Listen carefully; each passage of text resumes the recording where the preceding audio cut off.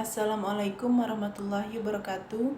Perkenalkan, nama saya Zaratul Dinia dari Prodi 4 PIB 2. Baiklah, di sini saya akan menjelaskan tugas dari dosen pengampu mata kuliah Filsafat Pendidikan, yaitu Bapak Amiruddin. Yang pertama, apa masalah pendidik atau guru Islam saat ini beserta solusinya? Pendidik Islam yang saat ini timpang tindih melahirkan masalah-masalah besar dalam dunia pendidikan, dari persoalan filosofis hingga persoalan metodologis. Di samping itu, pendidikan Islam menghadapi masalah serius berkaitan dengan perubahan masyarakat yang terus-menerus semakin cepat. Lebih-lebih perkembangan ilmu pengetahuan yang hampir tidak memperdulikan lagi sistem suatu agama. Kondisi sekarang ini, pendidikan Islam berada pada posisi determinisme historik dan realisme. Dalam artian bahwa satu sisi umat Islam berada pada romantisme historis di mana mereka bangga karena pernah memiliki para pemikir-pemikir dan ilmuwan besar dan mempunyai kontribusi yang besar pula bagi pembangunan peradaban dan ilmu pengetahuan dunia serta menjadi transmisi bagi khazanah Yunani. Namun di sisi lain, mereka menghadapi sebuah kenyataan bahwa pendidikan Islam tidak berdaya dihadapkan kepada realitas masyarakat industri dan teknologi modern. Hal ini pun didukung dengan pandangan sebagian umat Islam yang kurang menikmati ilmu-ilmu umum dan bahkan sampai tidak terjadinya pemilahan antara ilmu umum dan ilmu agama. Inilah yang membawa umat Islam kepada keterbelakangan dan kemunduran peradaban. Lantaran karena ilmu-ilmu umum dianggap sesuatu yang berada di luar Islam dan berasal dari non-Islam. Agama dianggap tidak ada kaitannya dengan ilmu. Begitu juga ilmu dianggap tidak memperdulikan agama. Begitulah gambaran praktik kepribadian dan aktivitas keilmuan di tanah air sekarang ini, dengan berbagai dampak negatif yang ditimbulkan dan dirasakan oleh masyarakat. Sistem pendidikan Islam yang ada hanya mengajarkan ilmu-ilmu agama saja. Di sisi lain, generasi muslim yang menempuh pendidikan di luar sistem pendidikan Islam hanya mendapatkan porsi kecil dalam hal pendidikan Islam atau bahkan sama sekali tidak mendapatkan ilmu-ilmu keislaman. Lalu bagaimana kondisi pendidikan Islam saat ini? Apakah sudah melahirkan manusia-manusia yang bermartabat? Justru melahirkan orang-orang yang hanya akan merusak dunia. Dunia ini yang didampakkan sampai ke akhirat. Hal ini sangat disayangkan bila begini hasilnya. Pendidikan agama Islam hanya menjadi formalitas belaka dari sebuah keyakinan, padahal Allah telah menyatakan agama yang diridhoi di sisinya adalah agama Islam, dan sebaik-baiknya orang adalah yang mempelajari Al-Quran dan mengajarkannya. Islam begitu mengatur dengan baik untuk kemaslahatan manusia, tapi manusia itu sendiri yang justru menjauh dari kemaslahatan itu. Tidak akan ada hasilnya kalau kita membicarakan pendidikan agama Islam saat ini.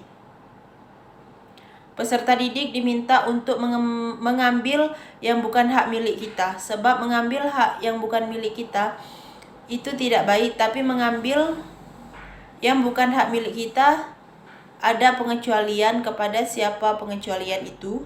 Jawabannya kepada mereka yang mencontohkan mengambil yang bukan hak miliknya.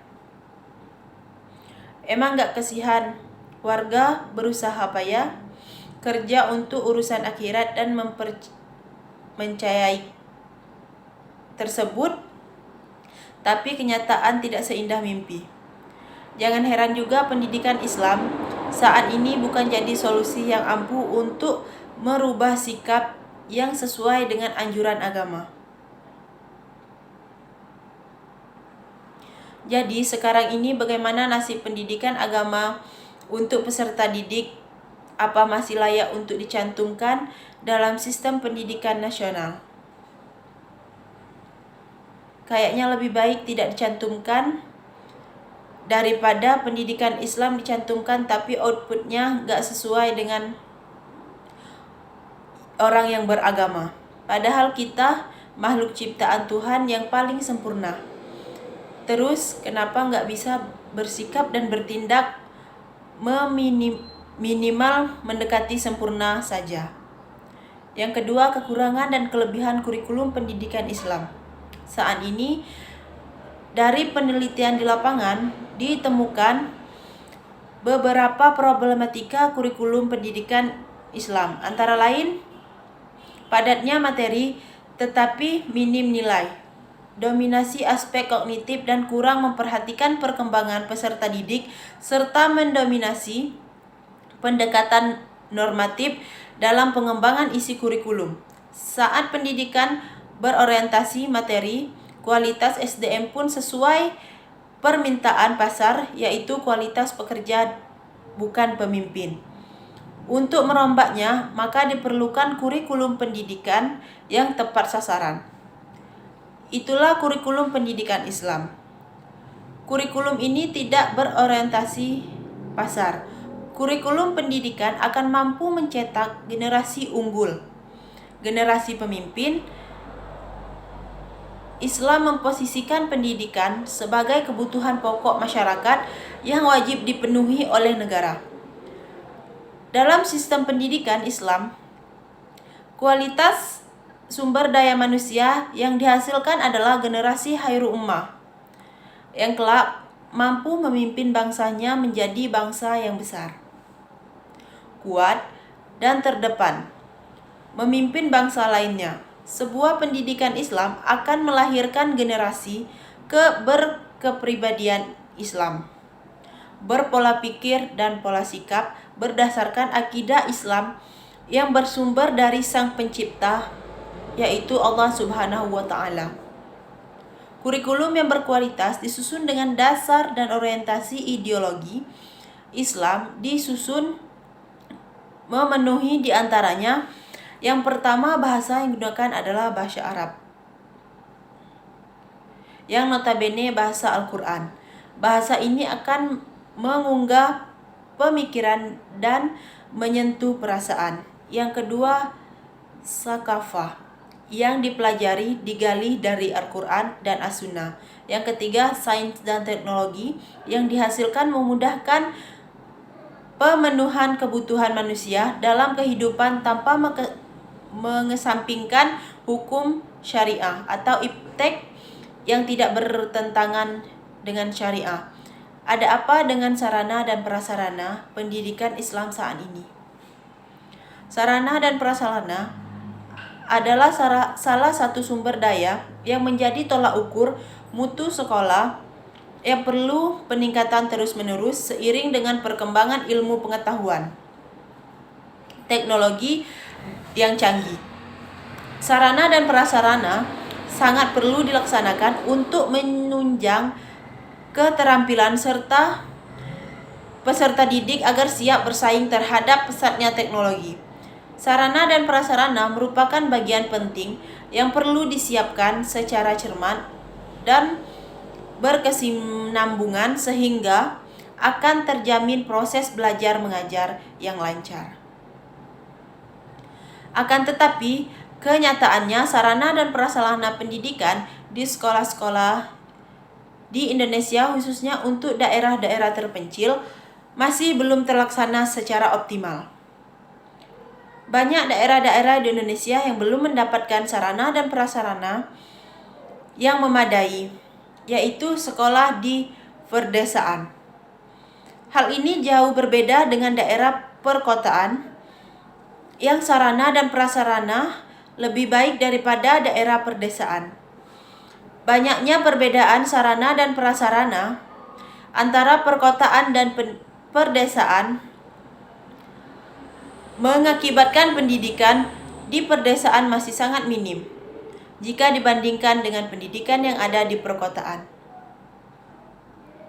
Sebagai contoh, sekolah di perkotaan memiliki fasilitas laboratorium komputer yang dapat digunakan peserta didik dalam proses pembelajaran. Sedangkan sekolah di perdesaan belum memiliki fasilitas tersebut dan bahkan ada yang belum mengetahui cara mengoperasikan komputer tersebut. Sedangkan teknologi berbasis komputer sangat penting untuk pendidikan masa kini. Banyak pembelajaran yang menggunakan teknologi berbasis komputer. Dalam hal ini, sarana dan prasarana sangat mempengaruhi dalam proses belajar mengajar. Sedangkan saat ini, sarana dan prasarana untuk pendidikan memang kurang memadai. Bahkan banyak sarana dan prasarana yang tidak layak untuk proses belajar mengajar. Masalah sarana dan prasarana pendidikan yang kurang memadai juga dapat disebabkan oleh ketidakpedulian sekolah terhadap perawatan fasilitas yang ada yang akan menjadikan buruknya sarana dan prasarana. Sikap acuh tak acuh dan tidak ada pengawasan dari pemerintah, banyak fasilitas di sekolah yang terbengkalai. Maka dari itu, diperlukan kesadaran untuk menjaga sarana dan prasarana yang ada agar dapat tetap digunakan untuk menunjang pendidikan. Pemerintah juga perlu memberikan bantuan terhadap daerah terpencil tersebut agar pendidikan dapat berkembang dan tercapai pula tujuan pendidikan tersebut. Dan kurangnya alokasi dana yang terhambat yaitu dalam hal banyak penyalahgunaan dana administrasi sekolah dan adanya oknum-oknum yang tidak bertanggung jawab dalam hal pendanaan sehingga adanya penyalahgunaan dana dan menghambat proses pendidikan. Dalam hal ini pemerintah kurang tegas dalam menangani oknum-oknum yang melakukan penyelewengan dana. Seharusnya pendidikan yang ada di Indonesia ini, upaya yang dilakukan adalah pendidikan harus berjalan dengan efektif. Pemerintah juga perlu meningkatkan sarana dan prasarana yang ada di sekolah, sehingga peserta didik dapat belajar dengan nyaman. Atas adanya sarana dan prasarana yang memadai tersebut. Selanjutnya, mengapa lembaga pendidikan Islam, misalnya MIN, MTS, dan MAN kurang diminati oleh para pelajar Islam? Mereka lebih memilih sekolah umum. Adalah sebuah kata dalam bahasa Arab yang artinya sekolah. Asal katanya yaitu darasah atau dibaca darosah, yang artinya belajar. Adapun madrasah ibtidaiyah disingkat MI adalah jenjang paling dasar pada pendidikan formal di Indonesia. Madrasah ibtidaiyah setara dengan sekolah dasar yang pengelolaannya dilakukan oleh Kementerian Agama. Karena sama dengan sekolah dasar, pendidikan madrasah ibtidaiyah juga ditempuh dalam waktu 6 tahun, mulai dari kelas 1 sampai kelas 6. Kemudian, lulus madrasah ibtidaiyah dapat melanjutkan pendidikan ke madrasah tsanawiyah atau sekolah menengah pertama. Kurikulum madrasah ibtidaiyah juga sama dengan kurikulum sekolah dasar. Hanya saja pada MI lebih spesial karena terdapat porsi lebih banyak mengenai pendidikan agama Islam. Jadi, selain mengajarkan mata pelajaran sebagaimana sekolah dasar pada umumnya, MI juga ditambah dengan pelajaran-pelajaran keagamaan seperti Al-Quran dan Hadis, akidah dan akhlak, fikih sejarah, kebudayaan Islam, bahasa Arab. Dari sini dapat digambarkan bahwa madrasah sebagai lembaga pendidikan yang merupakan wadah yang benar-benar memenuhi elemen-elemen institusi yang tidak terjadi pada lembaga-lembaga pendidikan lain. Karena tugas yang diemban oleh madrasah setidak-tidaknya mencerminkan sebagai lembaga pendidikan Islam yang modern. 2. Jelaskan yang dimaksud dengan masyarakat. Masyarakat merupakan sejumlah manusia dalam arti luas dan terkait oleh suatu kebudayaan yang mereka anggap sama. Apa yang harus dilakukan masyarakat untuk meningkatkan pendidikan Islam? Pendidikan merupakan tanggung jawab bersama, mulai dari pemerintah, orang tua, lalu masyarakat. Tanpa dukungan dari masyarakat, pendidikan itu tentulah tidak bisa berhasil secara maksimal. Sekarang ini hampir semua lembaga sekolah sudah memiliki komite sekolah. Komite merupakan representasi masyarakat dalam membantu kegiatan sekolah, karena masyarakat berbagai lapisan sosial sudah memiliki kesadaran betapa pentingnya partisipasi dan dukungan masyarakat untuk keberhasilan kegiatan pembelajaran di sekolah. Dapat disimpulkan bahwa masyarakat merupakan lingkungan pendidikan dalam lingkup yang luas, berperan dalam kegiatan proses pembelajaran.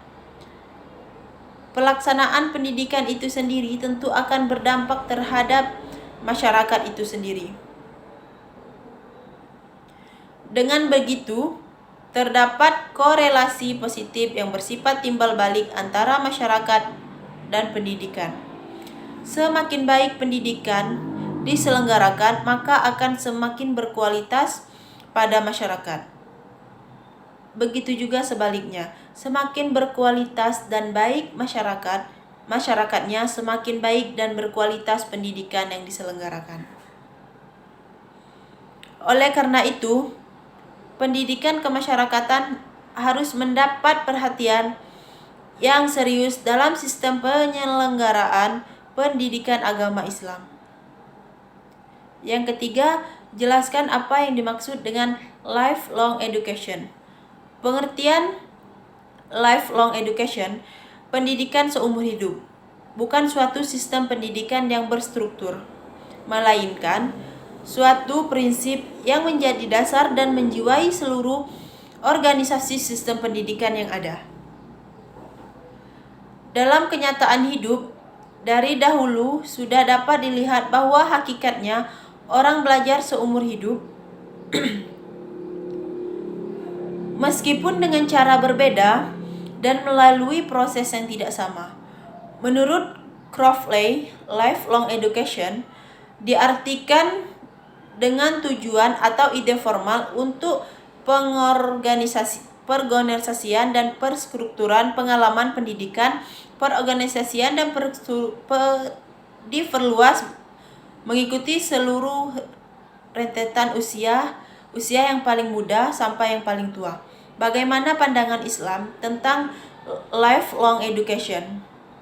Islam memandang bahwa pendidikan adalah hak bagi semua orang, education for all, baik itu laki-laki maupun perempuan, dan berlangsung sepanjang hayat atau long life education.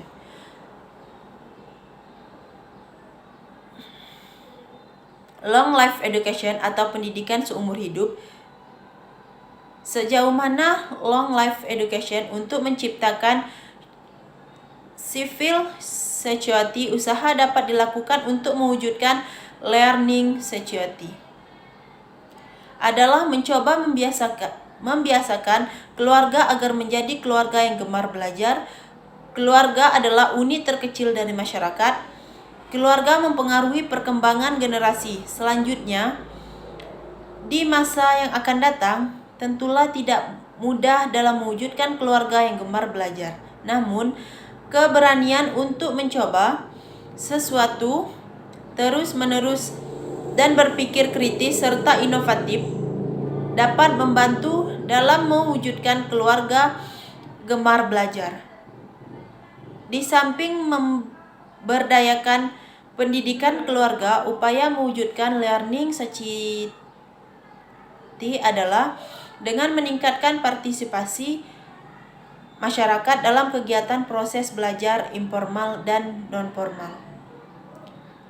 Permasalahan yang berkaitan dengan lemahnya peran masyarakat antara lain dapat dilihat dari lemahnya kontrol sosial dan kontrol moral dalam masyarakat terhadap penyimpangan-penyimpangan perilaku, pergeseran tata nilai baik dan buruk dalam masyarakat, serta menurunnya tanggung jawab sosial. Ikut melengkapi penurunannya, peran masyarakat ini adalah kemajuan media informasi dan komunikasi yang mampu membuka dinding-dinding kamar setiap rumah sampai ke pedesaan yang tidak dapat diimbangi dengan kesiapan mental anggota masyarakat. Usaha konkret yang akan dilakukan ke depan untuk mengaplikasikan serta membudayakan long life education di lingkungan tempat tinggal Anda dengan diterimanya konsep pendidikan seumur hidup sebagai konsep dasar pendidikan. Maka sifat kodrati pendidikan yaitu mampu memperoleh bekal untuk mengatasi masalah hidup sepanjang hidup, lebih menembus dan menjiwai penyelenggaraan semua sistem pendidikan yang ada, yang sudah melembaga maupun yang belum. Pendidikan berlangsung dari masa bayi sampai dengan pendidikan diri sendiri pada masa manula. Seperti telah dijelaskan, terdapat ciri-ciri khas pendidik seumur hidup yang diharapkan menjiwai pendidikan masa kini dan pada masa yang akan mendatang. Jelaskan ciri khas konsep pendidikan Nahdlatul Ulama dan Muhammadiyah.